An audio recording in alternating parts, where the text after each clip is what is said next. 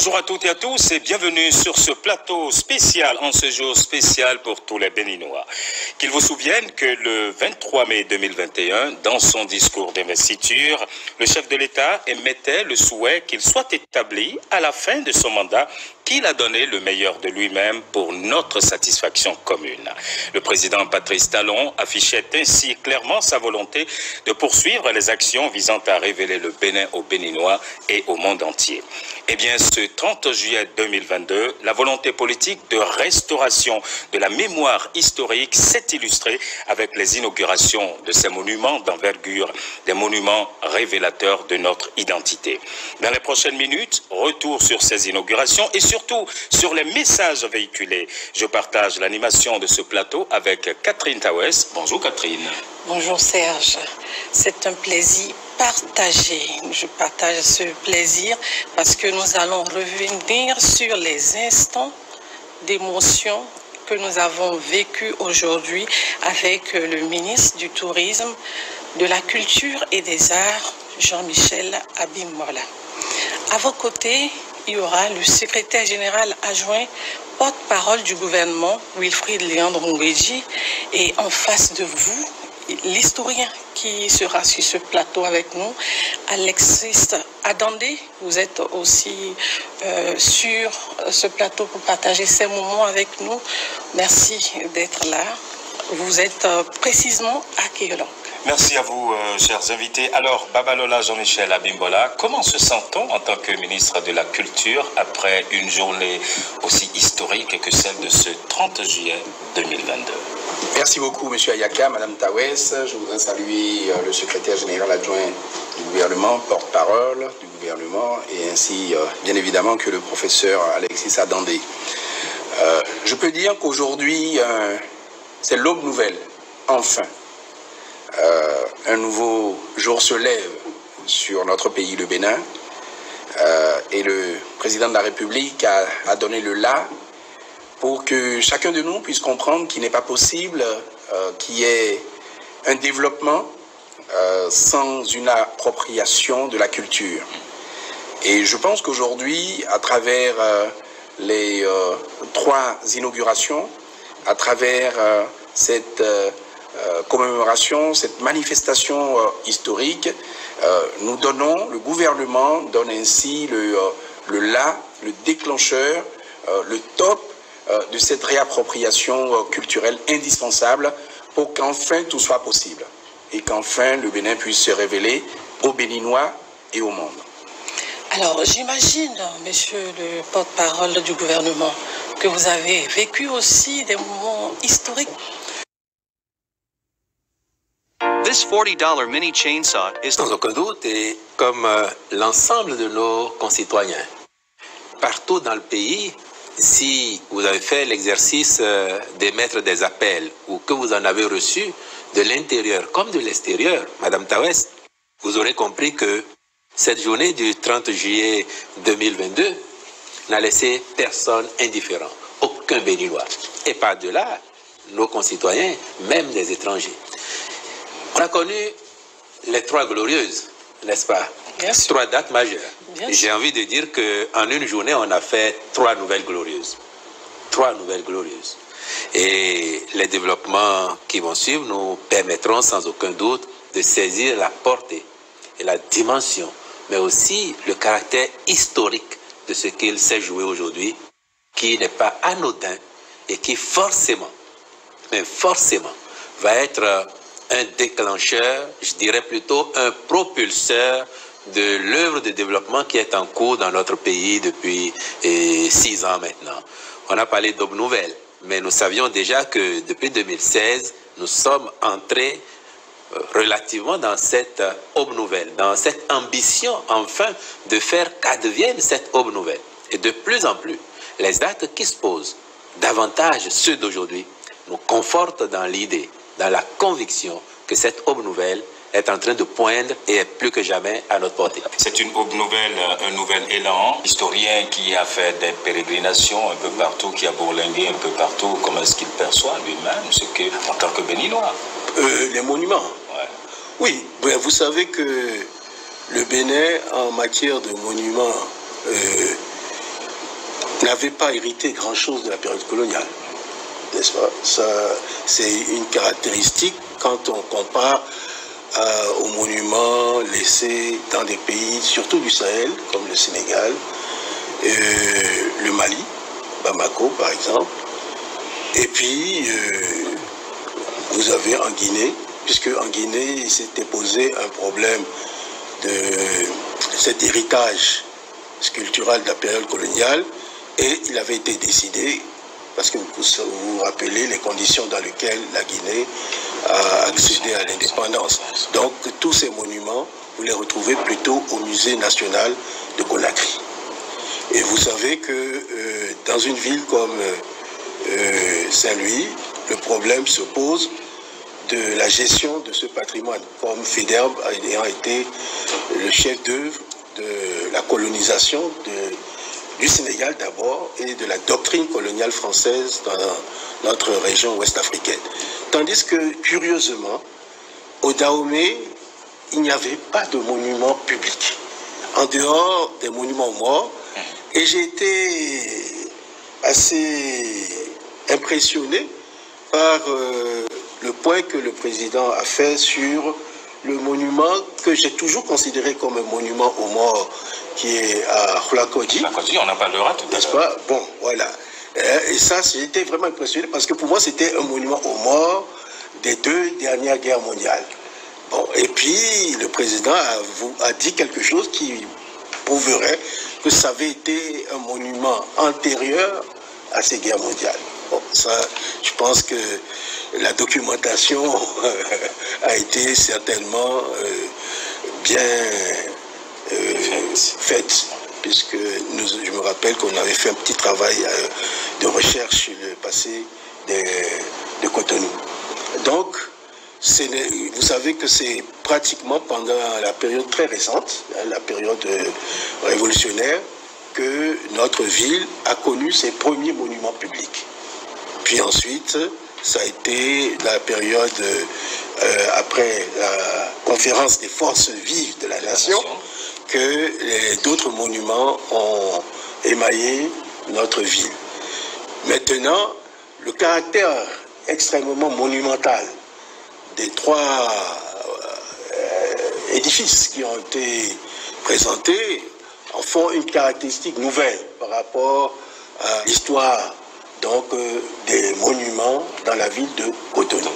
3 monuments pour l'histoire, des monuments publics, vous l'avez rappelé, professeur, qui gravent désormais le Bénin dans le dur. Retour sur le monument Bioguera, dédié aux guerriers. Moi, je suis un Bioguera, le président, il l'a dit, et vous allez l'entendre. Chers invités, mesdames et messieurs,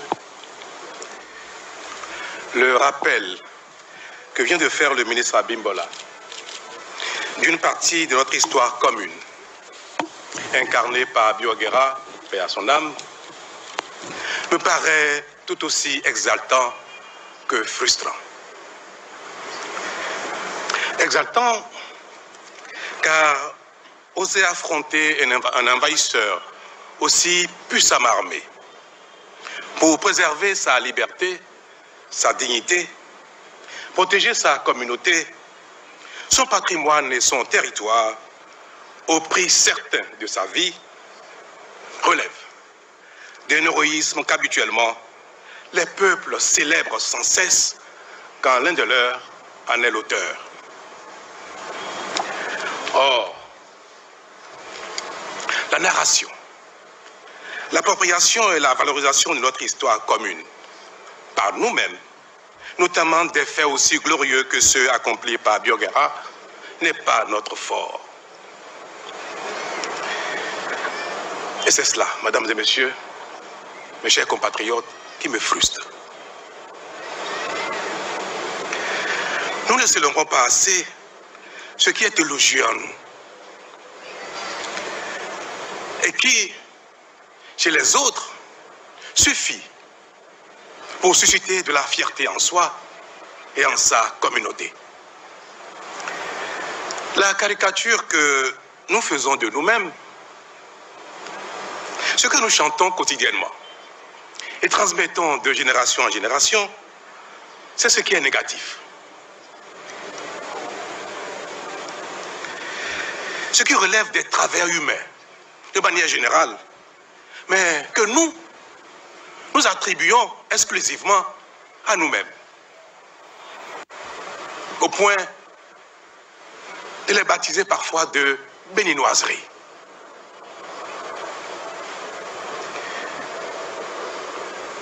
Mes chers compatriotes, il est temps de nous débarrasser de ce faux complexe qui nous isole, nous divise, nous fait avoir peur les uns des autres, nous inhibe et nourrit notre sous-développement.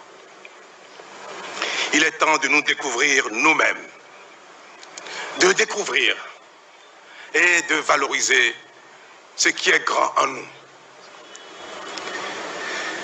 Et pourtant, mes chers compatriotes, ces choses-là, ce qui est admirable en chacun de nous, c'est pas ce qui manque. Il est temps de nous révéler à nous-mêmes, puis de révéler aux autres ce que nous avons de bien et de grand. Il est temps d'être conscients et fiers de ce que nous sommes le Bénin.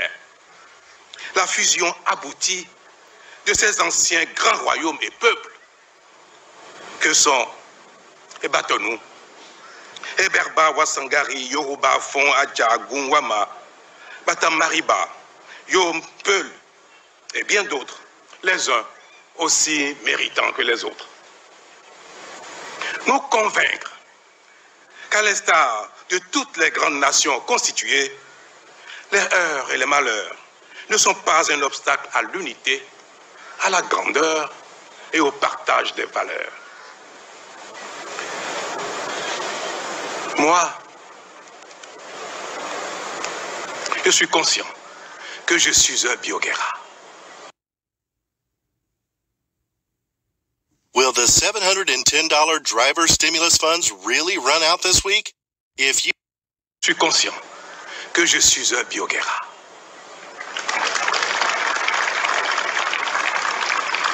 Je suis conscient que chacun de nous est un Bioguera ou devra l'être pour défendre notre dignité, notre identité, notre histoire et nous protéger les uns les autres, protéger notre nation et œuvrer à son développement. Mesdames et messieurs, cette belle statue de Bioguera sera pour nous le reflet quotidien de notre grandeur, celle de nos aïeux, celle de nos parents, celle de nous-mêmes et celle des générations à venir. Mon exhortation est une prise de conscience, parce que le peuple béninois est un peuple exceptionnel, mais qui s'ignore. Notre génération a le devoir de mettre un thème à cela et de sonner enfin ce signal qu'un peuple, un grand peuple de l'Ouest africain désormais fera parler de lui. Et nous avons commencé petitement, mais de manière certaine. Je rêve et je demande au ciel de m'accorder un peu longue vie et bonne santé pour que mes yeux voient bientôt que le Bénin est effectivement une grande nation.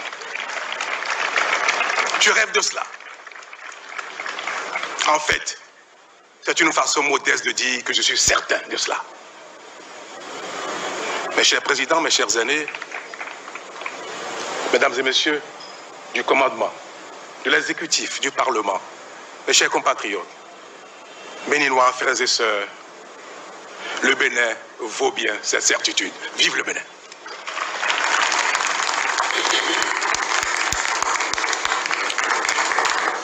Eh bien voilà, Monsieur le ministre, dites-nous quelles précisions peut-on apporter aux caractéristiques techniques de ce monument que nous venons de voir. Ce qu'il est important de savoir, c'est que je peux vous donner des informations sur les aspects physiques et techniques, et je vais le faire, mais au-delà de ça, c'est ce que ça symbolise, bien évidemment, qui importe.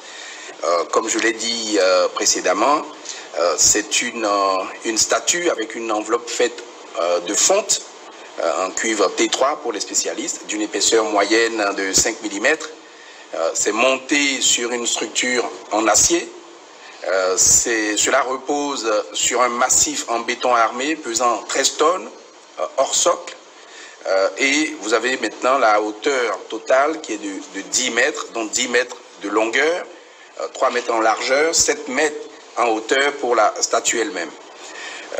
Mais au-delà de ça, vous avez bien compris, à travers les propos du chef de l'État à l'instant, la portée du monument, à savoir l'identité historique et la réappropriation culturelle, disons, pour les Béninois et pour l'Afrique. Le sens du sacrifice de soi, comme notre héros Bioguera, héros national en 1975, cette marque de témérité et de dignité, c'est cela qui est important à retenir pour la jeunesse. Et il me plaît bien de demander, avant de revenir au propos du chef de l'État, de demander à l'historien, est-ce qu'il en existe de tels dans le monde ou bien même en Afrique ouest Afrique? Non, vous savez que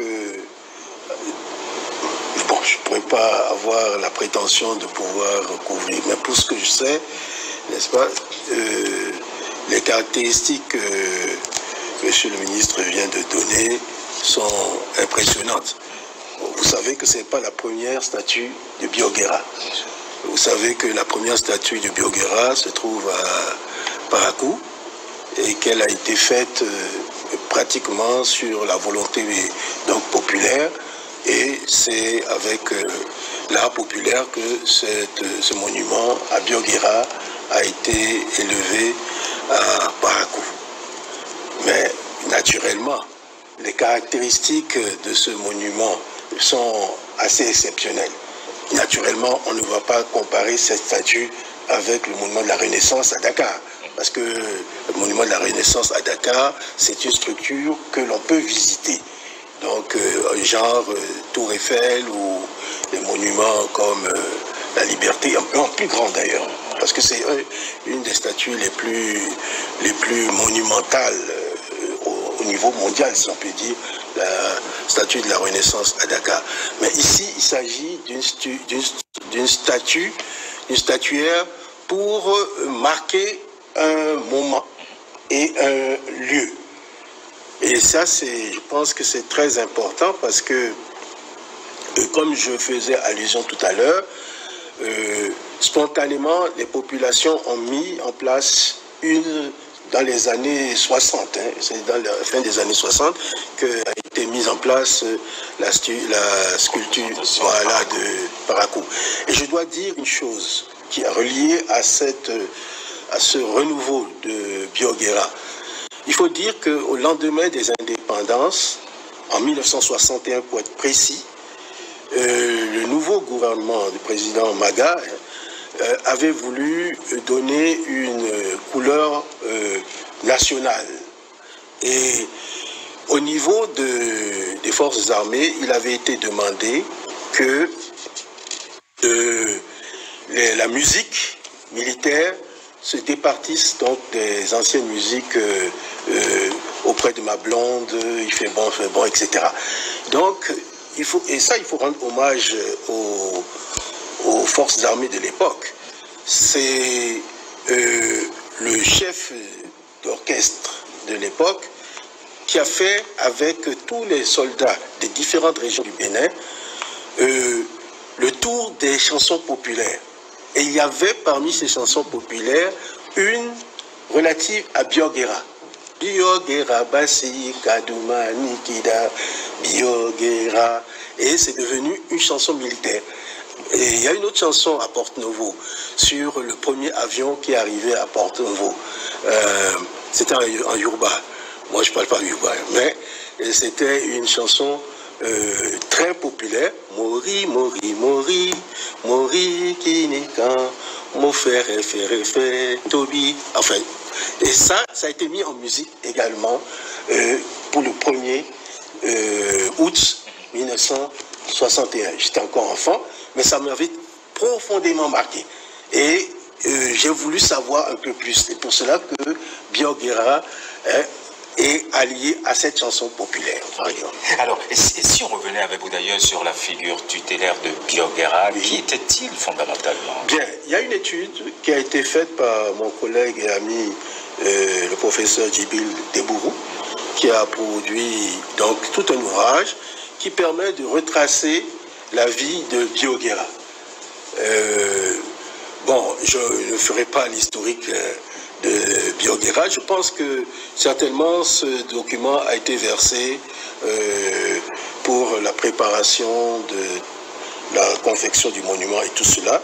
Mais il est important de le noter. C'est le travail académique le plus abouti que je connaisse sur Biorguera, sans quoi il y avait des études très ponctuelles qui avaient été faites dans le cadre de mémoire et de thèse de doctorat.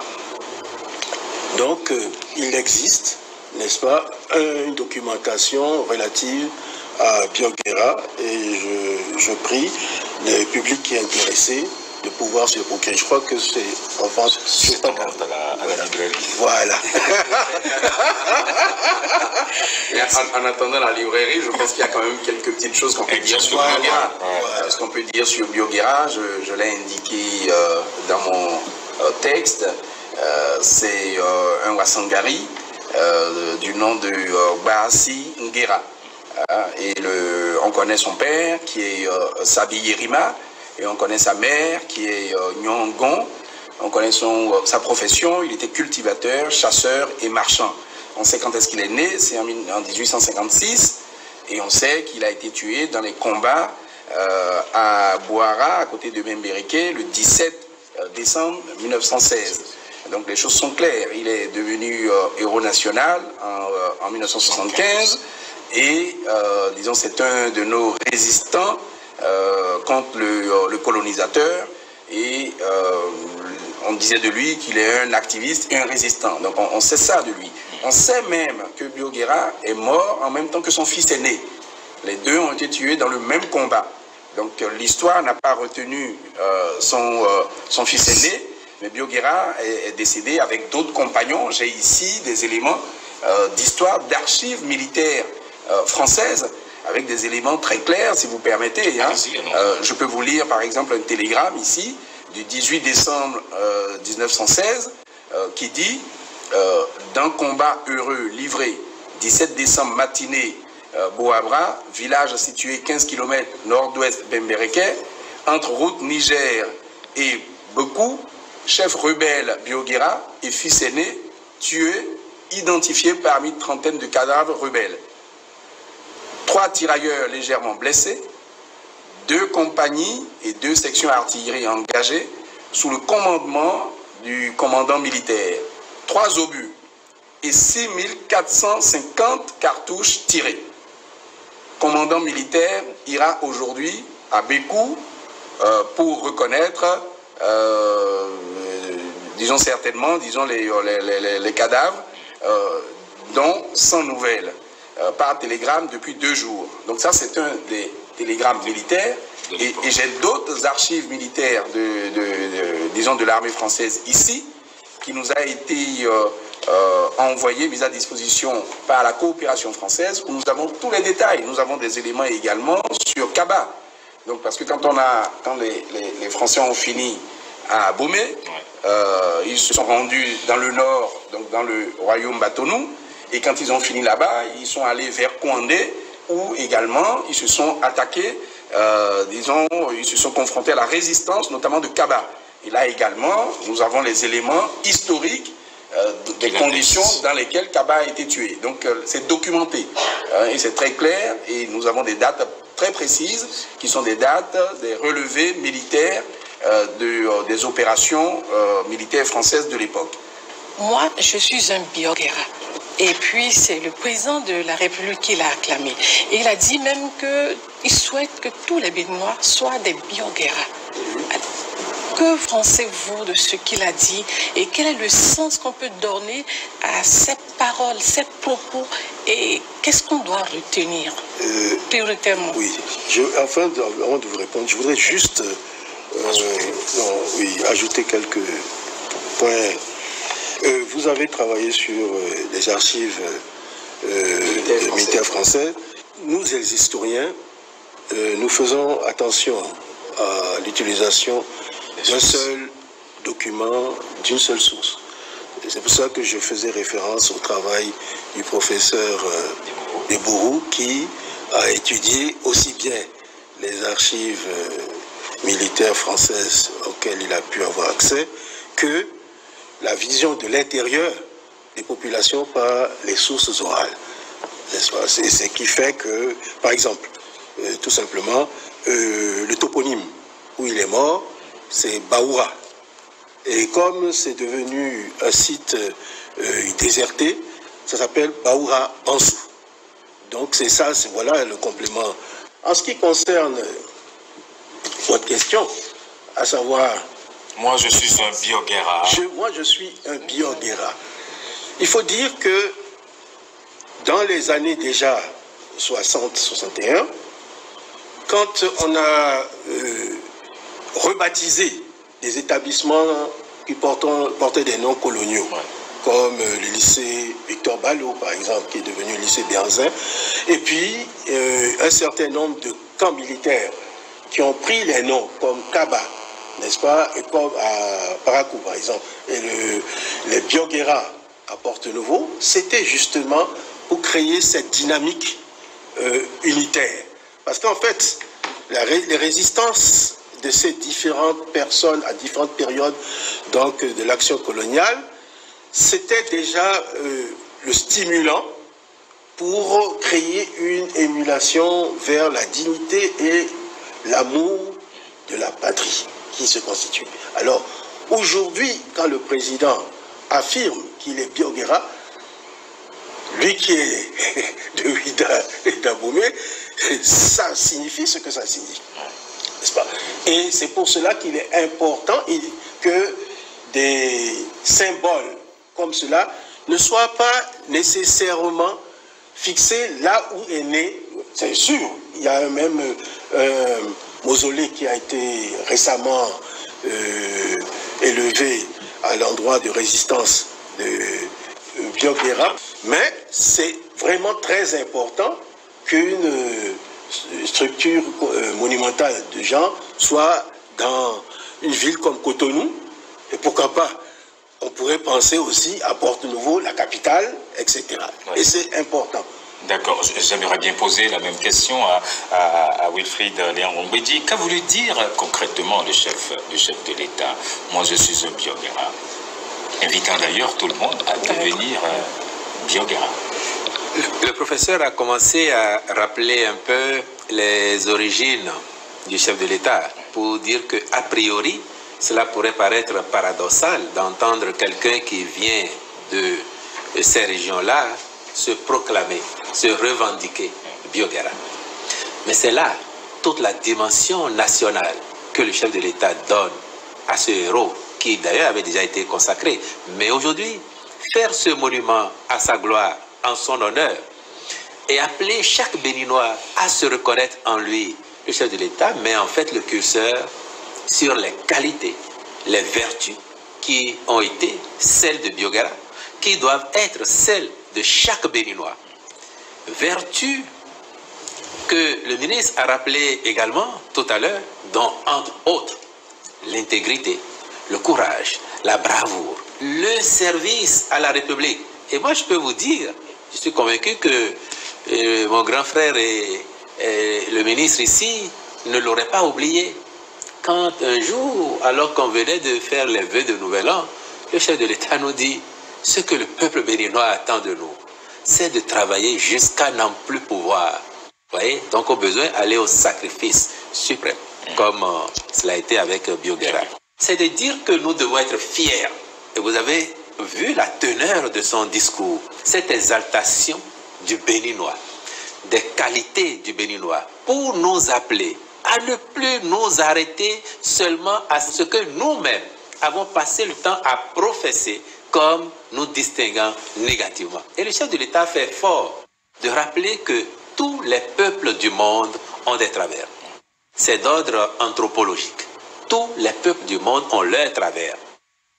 Nous ne sommes pas béninois, détenteur exclusif de travers ou de tous les travers. Et il nous dit donc, ne nous arrêtons pas à ces travers qui peuvent par moments se manifester dans notre vécu. Nous valons plus que ça. Nous avons des qualités qui, rapportées à ces travers, nous permettent de regarder fièrement la vie et d'avancer.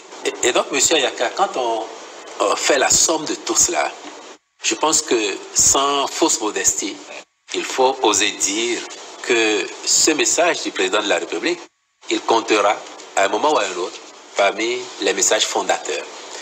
Et j'ai la faiblesse même de suggérer que c'est un message que nous devrions écouter, réécouter, faire entendre aux plus petits d'entre nous, dispenser dans les écoles, que peut-être dès le CE1, dès le CE2, les enfants entendent ça pour se dire qu'au Bénin, nous sommes des hommes à tous égards, comme les autres, que nous avons des qualités, parfois beaucoup plus que d'autres, et que nous n'avons donc plus à nous stigmatiser en répétant à longueur de vie que toutes les choses négatives prendraient leur source chez nous ici. Non, nous sommes plus que ça. C'est ce que nous fait entendre le président de la République et c'est ce qu'il veut que chacun de nous développe désormais. La fierté d'être béninois, la fierté, l'engagement au service de la République, le don de soi. C'est autant de valeurs que nous avons et qu'il veut que nous développions de plus en plus. Ce que du reste, sous sa houlette, nos compatriotes comprennent de mieux en mieux et déploient au quotidien. C'est parce que c'est la somme de toutes ces valeurs, de tous ces engagements qui donnent les résultats que nous avons commencé à voir, y compris donc ces monuments que chacun peut apprécier. Oui, apprécier et admirer. Surtout, il a rappelé encore une fois de plus, il a dit les heurts et les malheurs ne sont pas un obstacle à l'unité, à la grandeur et au partage des valeurs. Oui, bien évidemment, si vous regardez tous les pays, toutes les nations, c'est des agglomérés. Donc ce sont différentes composantes qu'on met ensemble pour faire une nation. Et au contraire, c'est parce que nous avons des destins liés, c'est parce que nous avons une histoire liée. Donc ce n'est pas parce que hier, les Yoruba, les Fon, les Bariba, les Dendi et autres, disons, il y avait des heurts, des guerres entre ces royaumes, qu'aujourd'hui, en République, nous ne sommes pas une nation, nous sommes une nation. Et nous devons consolider cette nation. Et c'est pour cela qu'il est important que Biogera ne soit pas, sa statue ne soit pas seulement à Kalalé, ou à Niki, ou à Parakou. C'est très bien que ce soit ici. Et demain, nous pouvons mettre... Justement, beaucoup qui se demandent pourquoi c'est ainsi. Mais c'est ainsi parce que c'est un héros national. On n'a pas dit que c'est un héros de Kalalé. On n'a pas dit que c'est un héros de Niki.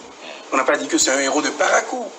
Donc aujourd'hui, la vitrine du Bénin, la vitrine, c'est Cotonou.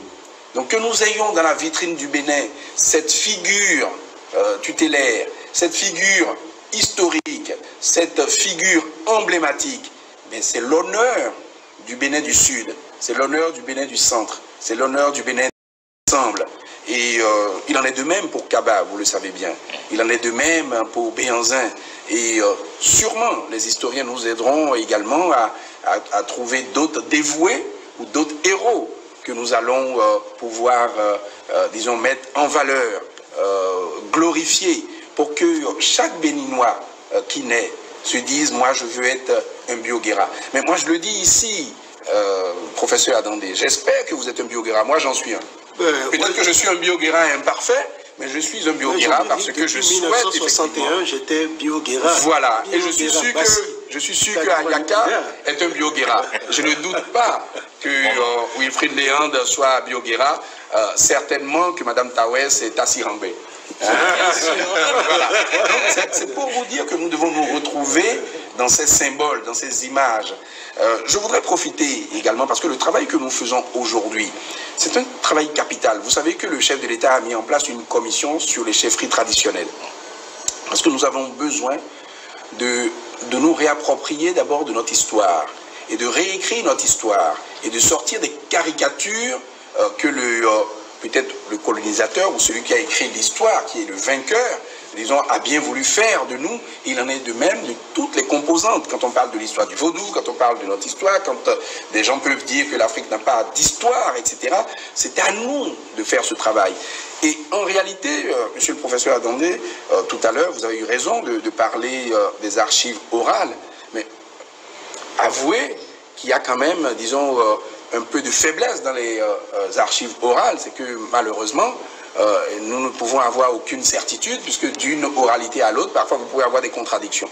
Alors, ce qui est correct dans les archives occidentales, et notamment les archives françaises, c'est que c'est des archives militaires, c'est factuel. Il n'y a pas de commentaire.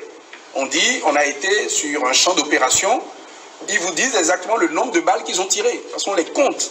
Le nombre d'obus tirés, le nombre de dépouilles, ils disent tout de façon précise.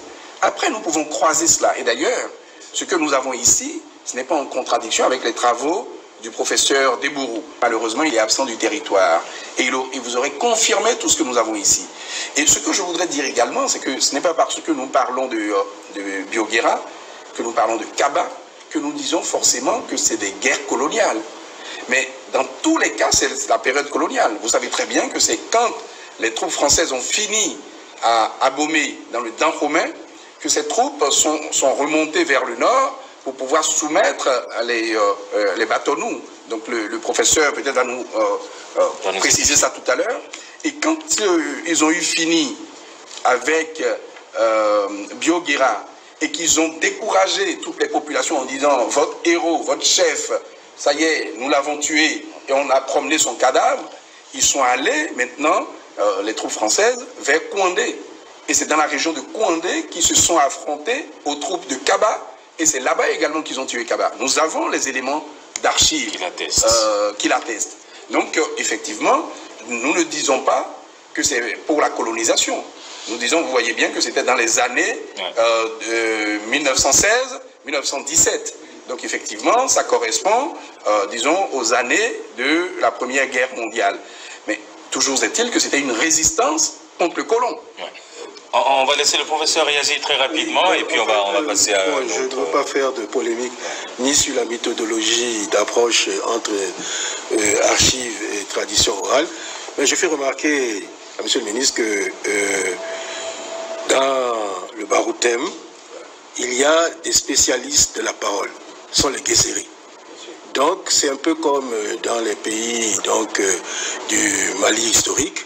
Vous avez donc les djeli qui ont des écoles, hein, attention, ouais, parce qu'on a tellement vilipendé les sources, les sources orales qu'il y a une méthodologie qui existe et nous ne nions pas les faiblesses donc, des sources orales, comme des faiblesses d'ailleurs des sources archivistiques. Hein. Il faut faire très attention, bien sûr. Hein, parce que quand on fait l'enquête sur Tiaroy par exemple, et qu'on voit que les chiffres qui sont donnés pour les victimes des tirailleurs, n'est-ce pas, varient d'une note au monsieur le gouverneur et autres, il y a une question méthodologique. En fait, ce n'est pas là le problème. C'est pour dire que les sources orales, dans le Baroutem en particulier, ont des spécialistes. Ce sont les Guesseris. Et le professeur Desbourou a croisé, comme vous l'avez dit d'ailleurs, les archives. Maintenant, le même professeur a écrit sur la période des campagnes, donc de colonisation du Nord, puisque vous savez que le Dahomey, comme les Français l'ont appelé, était une zone stratégique. Et le gros problème pour atteindre le Sahel, n'est-ce pas, le Niger, puisque l'Ouest était colonisé par les Allemands et l'Est par les Britanniques, il ne restait plus que le Dahomey. Et je dois dire que si les uns et les autres ont hésité avant de faire sauter le bouchon du Dahomey, c'est que le Dahomey était un État spécial du point de vue de la puissance militaire. Une cité-État. Oui, pas une cité-État. Non, un État fort. Très fort au point de vue militaire. Ça, il faut le dire, parce que beaucoup de gens, et surtout quand j'entends même certains collègues parlaient de la naïveté de Béhanzin, c'était une hérésie militaire. Puisque Béhanzin était un génie justement militaire. Et pourquoi ni les Allemands, ni les Britanniques n'ont conquis le Dahomey? C'est parce que le Dahomey était un État tellement organisé militairement qu'on en avait peur. Et il ne restait aux Français plus que le Dahomey s'ils voulaient avoir un couloir voilà, on parle du Golfe, du Golfe du Guinée, qui est devenu une zone géostratégique encore aujourd'hui. N'est-ce pas? Pour atteindre du Golfe du Guinée et l'intérieur, il fallait faire sauter le bouchon du Dahomey. Et ça, il faudrait peut-être réécrire l'histoire de la résistance militaire et la stratégie militaire comment il s'appelle? De Béhanzin. Parce que des travaux récents ont montré que après les échauffourées à Cotonou, là, Béhanzin avait compris que les donnes avaient changé. La technologie militaire était devenue beaucoup plus élaborée. Les fusils à tir rapide et les canons vraiment puissants. Mais qu'est-ce qu'il a fait? Il a cherché à s'en procurer. Et ce qu'on ne dit pas, c'est que Béhanzin s'est procuré les fusils à tir rapide à Lagos. Et qui est-ce qui lui acheminait? C'était un prince de Porto-Novo, le prince Soyinbe, qui était son allié, et qui convoyait des fusils à tir rapide de Lagos vers Abomey. Maintenant, les canons lourds, c'est tout récemment les travaux du professeur, paix à son âme, c'est Joseph Adrien Divor, qui nous a montré que Béhanzin a négocié avec les Allemands, qui étaient pourtant des alliés plus ou moins des Français, mais des rivaux aussi, n'est-ce pas? Il a pu se procurer des canons lourds, groupes. Yeah. Et ça, on ne le dit pas, parce que les canons ne sont plus à Abomey. Je pense que sur ces aspects-là, il n'y a pas de débat. Tout le monde sait bien qu'à un moment donné, il y avait une alliance entre les Allemands et Béhanzin. Donc il n'y a même pas de débat. Il n'y a pas de débat ici sur le plateau, je veux dire. Mais pour la conquête du Nord, vous l'avez vu, c'est après avoir fait sauter ce bouchon que de 94 à 97, 1800, hein? Voilà, 1880. Merci. Voilà. Merci pour 1880. Parce que les jeunes nous suivent. Oui, vous avez raison. Vous avez raison. Voilà. Alors, monsieur le ministre, vous avez dit dans vos propos que les œuvres de Biogara ne sont pas connues de tous les Béninois. Pourquoi? Alors, justement, cette question-là aurait été, disons, très bien pour le professeur. Je pense que c'est justement parce que nous avons remarqué, de façon générale, pas seulement Biogara, que nous n'enseignons pas suffisamment notre histoire, que nous ne connaissons pas suffisamment notre patrimoine immatériel. C'est pour cela qu'aujourd'hui, au cœur de l'action publique, des politiques publiques du gouvernement, nous avons cette volonté de réappropriation.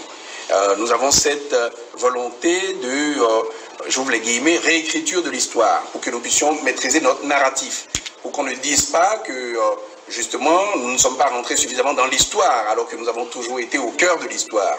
Donc c'est cela l'enjeu. Et c'est pour cela également, tout à l'heure je l'ai évoqué, vous savez qu'il y a une commission en ce moment qui travaille sur la réécriture de l'histoire du Bénin.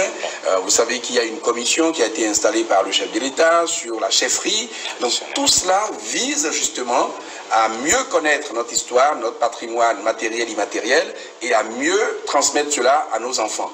Et je continue de le dire, il n'est pas possible qu'un pays se développe si chacun n'a pas la conviction disons en lui-même, qu'il vaut quelque chose, qu'il est fort, qu'il est fier, qu'il est brave.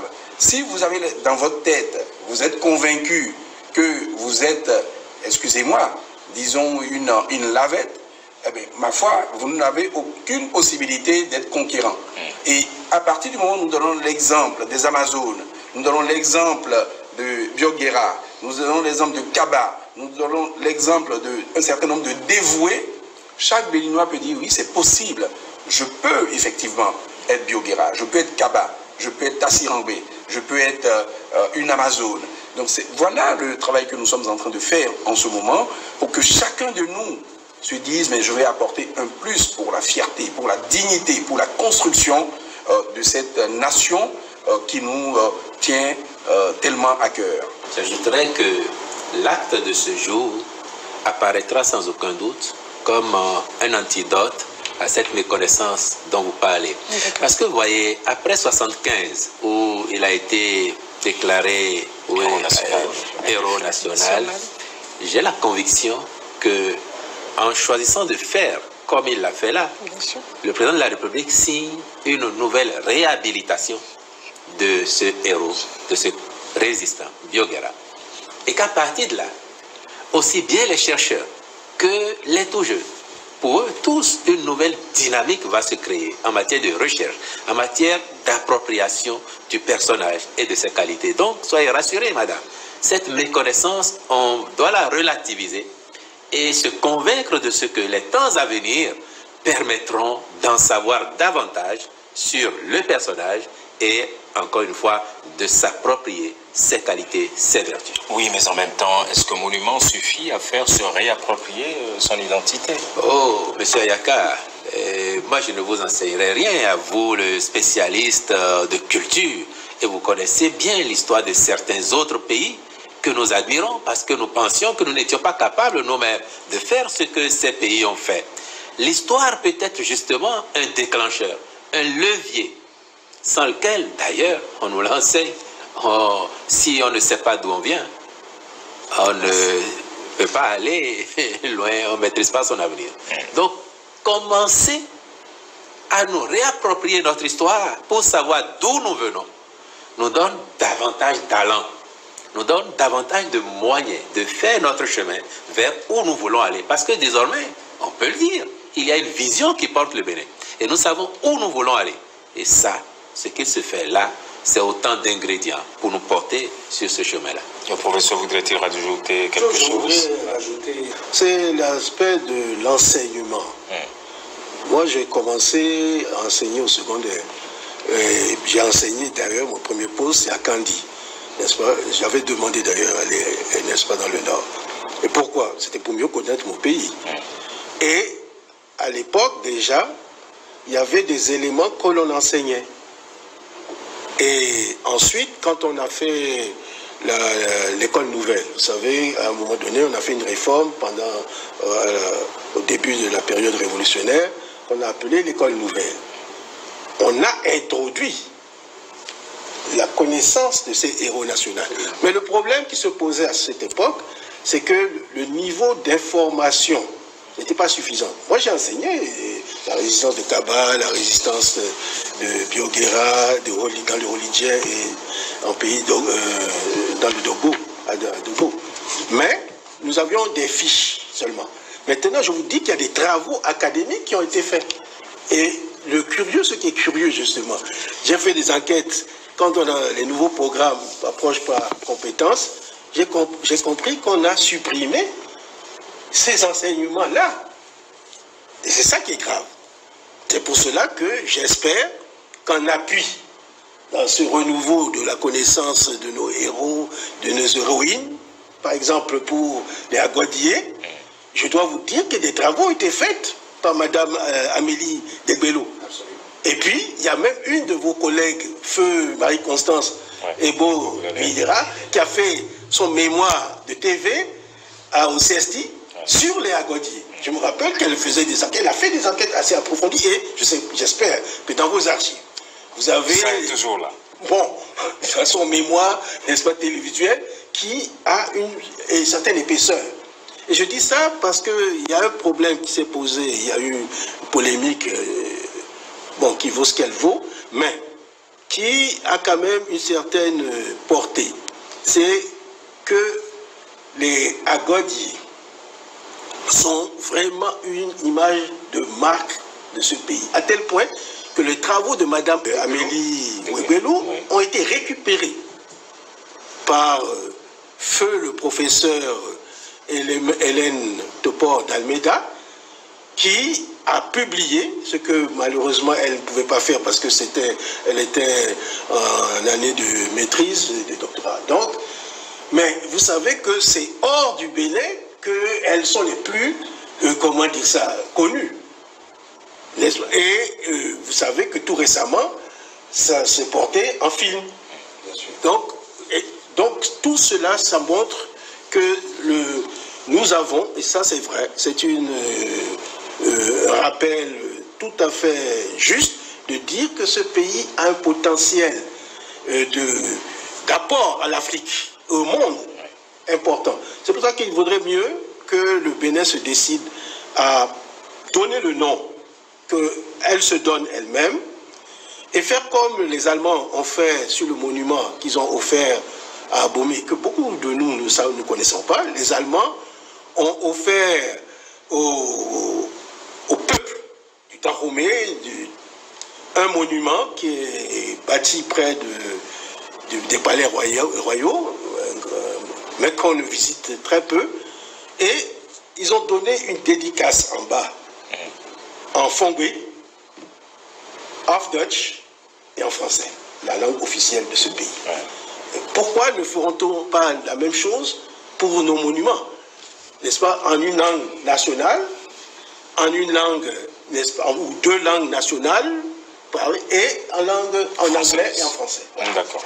C'est entendu, puisqu'on a commencé à parler d'elle justement, des éloges pour nos héros, après le guerrier, le résistant Bioguera, la guerrière l'Amazone, et là aussi au pied du monument l'Amazone, le chef de l'État a redit toute sa fierté. Regardez. Mes chers compatriotes,